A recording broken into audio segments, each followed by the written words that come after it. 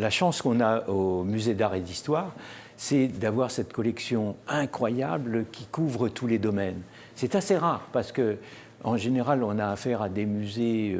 des beaux-arts. Alors, déjà, tout a été écrémé, c'est l'art savant qu'on nous présente, etc. Et ici, on a une collection qui couvre vraiment des domaines incroyablement diversifiés, comme on peut le voir avec les textiles, les arts appliqués, toutes sortes les arts populaires même, et donc une capacité à déhiérarchiser complètement et à remettre toutes ces œuvres ou ces objets à un même niveau où, bon, avec cette règle du jeu-là, on le voit simplement comme une espèce de formidable arc-en-ciel qui se déploie devant nous sur 30 mètres. En commençant ici le vert, et puis on passe très, très doucement à travers les demi-teintes vers le bleu, et ça se poursuit de cette manière-là. Et du coup, on découvre toutes sortes d'objets qu'on n'aurait sans doute jamais vus ou très rarement vus dans une exposition du musée, et c'est un vrai plaisir des sens. Et c'est ça l'important, c'est que dans cette exposition, c'est la sensibilité qui compte avant le savoir, non pas que la connaissance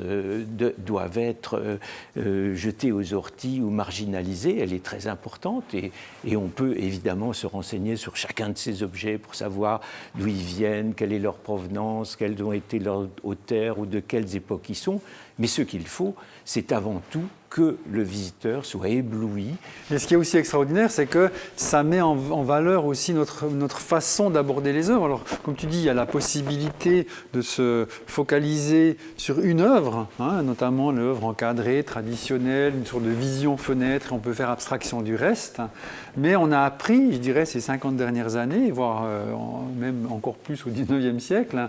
à faire en sorte qu'une œuvre en amène une autre et qu'on soit confronté à un ensemble d'œuvres dans lequel des systèmes narratifs différents puissent se confronter, et c'est tout un univers finalement qui se construit, qui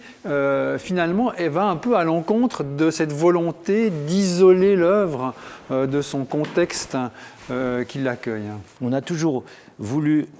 à travers l'histoire de l'art, remettre chaque objet dans un contexte qui est un contexte historique et géographique, très précis, et comme si le reste n'existait pas. Mais en fait, et c'est évidemment le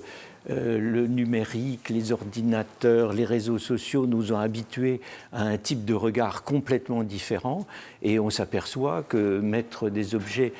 qui appartiennent à des catégories de la connaissance complètement différentes en regard les uns avec les autres amène à une pensée qui fait jouer l'imagination et qui aboutit à quelque chose de beaucoup plus poétique que la solennité d'un certain savoir qui se veut scientifique.